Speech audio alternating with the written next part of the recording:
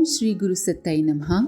सभी को प्रणाम। आइए समस्याओं का समाधान ऋषि चिंतन से के क्रम को आगे बढ़ाते हैं। प्रश्न: प्राचीन काल में हमारे देश का गौरव उच्च शिखर पर था, क्या आज ऐसा संभव नहीं है?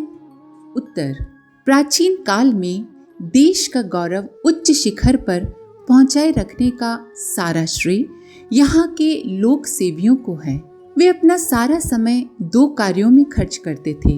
पहला, अपना व्यक्तित्व उच्च कोटि का विनिर्मित करना ताकि जनता पर उसका उचित प्रभाव पड़ सके, जनता सीख सके।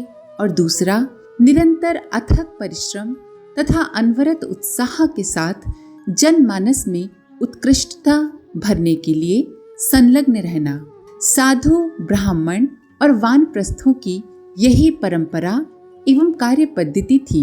उनकी संख्या जितनी बढ़ती थी उसी अनुपात से राष्ट्रीय जीवन की हर दिशा में समृद्धि का अभिवर्धन होता चलता था। गृहस्थ लोग भी उन्हीं की बताई हुई शिक्षा के अनुसार अपना जीवन व्यतीत करते थे। यही रहस्य था हमारे गौरवमय इतिहास का। दुर्भाग्य ही कहना चाहिए कि आज वे सारी संस्थाएं नष्ट हो गईं। ब्राह्मण, साधु और वानप्रस्थ तीनों ही दिखाई नहीं पड़ते।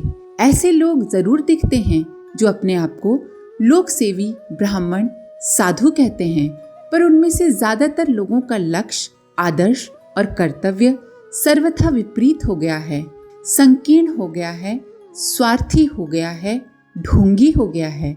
ऐसी दशा में उनकी उपयोगिता भी नष्ट हो गई है। अब इस अभाव की पूर्ति दूसरी तरह से करनी होगी। हम गृहस्थ लोगों को ही थोड़ा थोड़ा समय निकालकर लोक मंगल की सत प्रवृत्तियों को बढ़ाना होगा।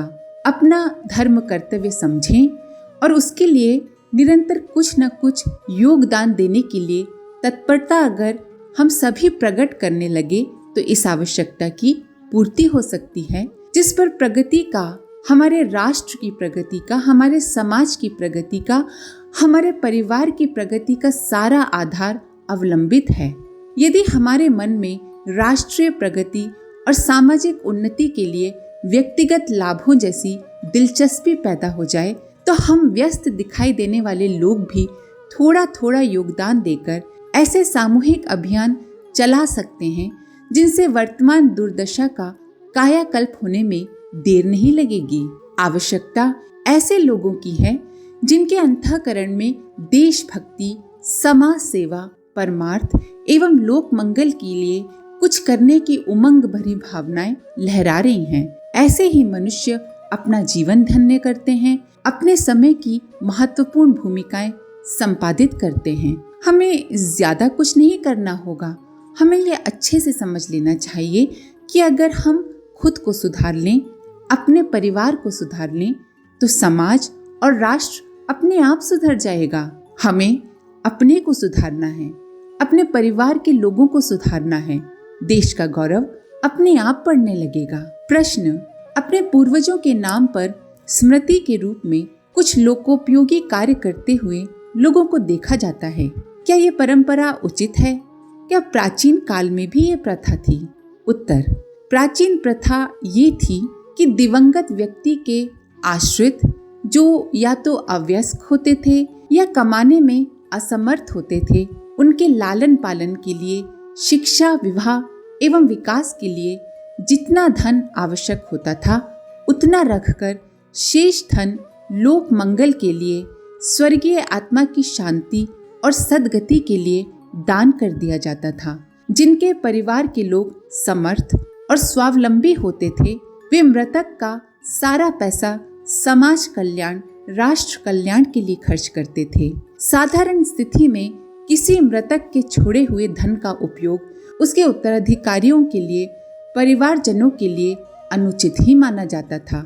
अतएव वो स्वयं ही अपने जीते जी अथवा उसकी मृत्यु के उपरांत समाज के लोग, परिवार के लोग इकट्ठे होकर उस धन को लोक मंगल के लिए खर्च करने की योजना एवं प्रक्रिया बनाते थे। मृतक के प्रति बरती हुई इसी श्रद्धा, सद्भावना का नाम श्राद्ध था। पुण्य फल से ही आत्मा की सद्गति होती है। जब हम दान करते हैं तो जिसको दान किया जाता है उनके मन में जो सद्भावनाएं उमड़ती हैं उसी से आत्मा की सद्गति होती है। जो दान लोभ मोह अथवा परिस्थितिवश मृतक न कर सका उसकी पूर्ति उत्तराधिकारी कर देते थे। अनीति से उपार्जन का प्रायश्चित भी हो जाता था और पुण्य फल से शांति और सद्गति मिलती थी।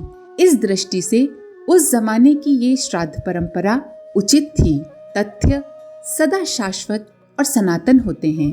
वे आज भी उतने ही उपयोगी एवं उचित हैं। उत्तराधिकार में प्रचुर धन पाना अब भी औचित्य की दृष्टि से अनुपयुक्त है। इसीलिए सरकार मृत्यु टैक्स आदि लगाकर उसे वापस समाज के लिए मांग भी रही है। कई उदार व्यक्ति अपने पूर्वजों के नाम पर स्मृति के रूप में कुछ लोकोपयोगी कार्य भी करते देखे जाते हैं। ये स्वस्थ परंपरा अति उचित, न्यायानुकूल एवं प्रशंसनीय है। प्रश्न, इन दिनों अग्रिम भूमिका बड़े ही ओछे और घटिया लोगों के हाथों में जा रही है। इसका क्या कारण है?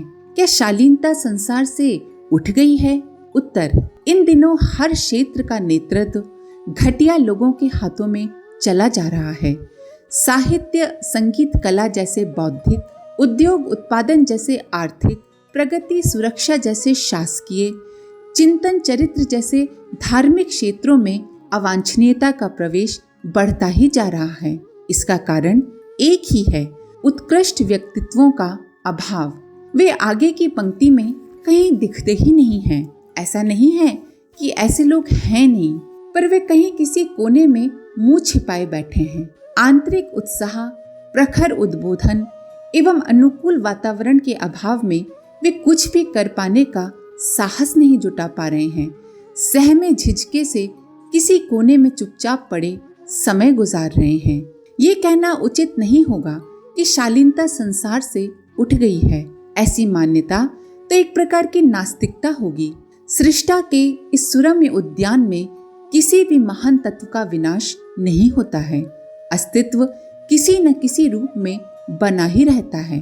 तो ऐसा क्यों माना जाए कि संसार से शालीनता उठ गई है और अवांछनीयता की सत्ता हमेशा के लिए जड़ जमा कर बैठ गई है, सारी दुनिया पर छा गई है। रात्रि के सघन अंधकार में भी प्रकाश का अस्तित्व कहीं न कहीं रहता ही है, भले ही वो दूर तारों में टिमटिमाता क्यों न दिखे। इन दिनों सबसे बड़ा और महत्वपूर्ण कार्य ये है कि शालीनता को ढूंढ निकाला जाए। होना तो ये चाहिए कि वो जहाँ कहीं भी छिपी बैठी है उसे ढूंढ निकाला जाए, उसे जागृत और सक्रिय बनाया जाए, संघबद्ध किया जाए और उछलने उभारने का इतना समर्थ प्रयत्न किया जाए कि वो सबसे आगे वाले मोर्चे पर जा खड़ी हो। आज की विषम परिस्थितियों में इस स्तर के प्रयत्नों में संलग्न व्यक्तियों की ही आवश्यकता है। प्रश्न, अनेक व्यक्तियों को ऊंचा उठाने और आगे बढ़ाने का पुनीत कार्य किस प्रकार सरलता पूर्वक किया जा सकता है? उत्तर, हर मनुष्य में कोई न कोई सद्गुण जरूर होता है। हमें चाहिए कि हम दूसरों में जिन सद्गुणों को देखें, जिन सद्वृत्तियों को विकसित होता हुआ पाएं, उन्हें और अधिक उन्नत करने के लिए प्रोत्साहित करें। प्रशंसा का जल जीवन दाता है। प्रशंसा सूखे हुए अंतःकरणों में आशा और उत्साह का संचार करती है। आप यदि प्रशंसा के द्वारा दूसरों के मुरझाए हुए हृदयों को सींचना आरंभ कर दें, कानों की राहों से आत्माओं को अमृत पिलाएं, तो ठीक वैसा ही कार्य करेंगे जैसा कि परोपकारी बादल किया करते हैं।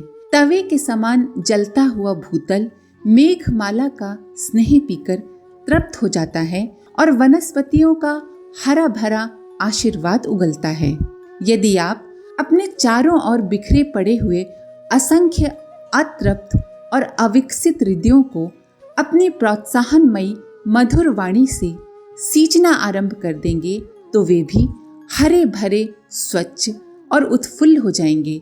उनके सद्गुण वर्षा की वनस्पति की तरह तीव्र गति से बढ़ने और फैलने फूटने लगेंगे। ये बहुत ही उच्च कोटि का पुनीत धर्म कार्य है। अंतःकरण की चिर तृषा इससे तृप्त होती है। उन्नति के बंद स्रोत खुलते हैं। अविकसित सोई हुई सद्वृत्तियां प्रस्फुटित होती हैं। छिपी हुई योग्यताएं जागृत होती हैं और निराशा के अंधकार में आशा का दीपक एक बार पुनः जगमगाने लगता है। हो सकता है कि कोई क्रियाशील व्यक्ति आपके द्वारा प्रोत्साहन पाकर उन्नति के प्रकाशपूर्ण पथ पर चल निकले और एक दिन ऊंची चोटी पर जा पहुंचे। हो सकता है कि आपके उत्साहवर्धन से कोई गलत राह छोड़कर सही राह पर आ जाए। हो सकता है कि ऐसा मनुष्य जिसके जीने की इच्छा मर गई हो, आपके प्रोत्साहन से, आपकी प्रशंसा से उसमें जीने की इच्छा जागृत हो जाए। लोगों का उत्साहवर्धन करना बहुत सरल पर बहुत ही महत्वपूर्ण सेवा कार्य है। प्रश्न: वर्तमान युग के क्लेश, कलह, अशांति और उद्योगों को क्या मिटाया नहीं जा सकता? उत्तर: मिटाया जा सकता है, पर उसके लिए पहले व्यक्ति का भावनात्मक स्तर ऊंचा उठाना आवश्यक है। पशु पक्षियों के उत्पीड़न से लेकर मानव समाज में व्याप्त अशांति जैसी जितनी भी विकृतियां इस युग में बढ़ रही हैं, उनका प्रमुख कारण मनुष्य की भावनाओं में आई गिरावट है। मनुष्य का भावनात्मक स्तर दिनों दिन गिरता जा रहा है और उसके अंतःकरण में प्रेम, विश्वास, त्याग, क्षमा, उदारता, दया, मैत्री और समानता का स्थान स्वार्थ और छल कपट ने ले लिया है। आज का मनुष्य दूसरे को सहने के लिए जरा भी तैयार नहीं है और अपने को छोड़कर प्रत्येक व्यक्ति को अपने अनुसार बनाने की अपेक्षा रखता है। चाहता है जैसा वो चाहे सामने वाला वैसा ही करे। वो त्याग नहीं करना चाहता, वो झुकना नहीं चाहता। सामने वाले से त्याग करने की, झुकने की अपेक्षा रखता है, पर खुद ऐसा नहीं करना चाहता। बुद्धिवाद ने बताया कि कर्म फल का कोई अस्तित्व नहीं है, इसलिए कुछ भी करने से डरना नहीं चाहिए। पर तथ्य ये बताते हैं कि न तो एक व्यक्ति का पाप उसे छोड़ सकता है और न ही सामूहिक अपराध समाज को बख्श सकता है। पाप और अत्याचार का दंड प्रकृति अवश्य देगी। ये एक सनातन सत्य और अटल सिद्धांत है, इससे कोई नहीं बच सकता। प्रकृति की कृपा नैतिक आदर्शों और मानवीय उच्च भावनाओं से ही मिल सकती है। इसके लिए विज्ञान और साधनों की आवश्यकता नहीं है। ये प्रयोग ऋषि करके दिखा गए हैं कि मनुष्य साधनों के अभाव में भी त्याग और तपस्या का जीवन जीकर अधिक सुखी और शांति से रह सकता है। यदि वो भावनाओं की दृष्टि से उत्कृष्ट हो तो ये संभव है। यदि भावनाएं और आकांक्षाएं निकृष्ट और अधोगामी हो तो स्वर्ग में रहकर भी मनुष्य सुखी और शांत नहीं रह सकता। कहने को सामाजिक सुव्यवस्था, सुख शांति की आवश्यकता सभी अनुभव करते हैं, उसकी उपयोगिता भी एक दूसरे को बताते हैं और समझाते हैं, पर स्थिति को उपलब्धि की दृष्टि से परखा जाए तो यही कहना पड़ेगा कि सच्चे हृदय से ऐसा कोई नहीं चाहता, क्योंकि अगर चाहता तो अपनी भावनाओं को उत्कृष्ट बनाने में, अपने जीवन को उच्च आदर्शों पर चलाने का प्रयास करते लोग दिखाई पड़ते। इसके आगे का अगले वीडियो में। आज के लिए इतना ही। अपने विचार कमेंट बॉक्स में जरूर लिखें। आप सभी का धन्यवाद। ओम शांति। हमारे YouTube चैनल को सब्सक्राइब करें और बेल आइकन को दबाकर ऑल पर क्लिक करें ताकि आने वाले सभी वीडियोस की नोटिफिकेशन आपको मिलती रहे।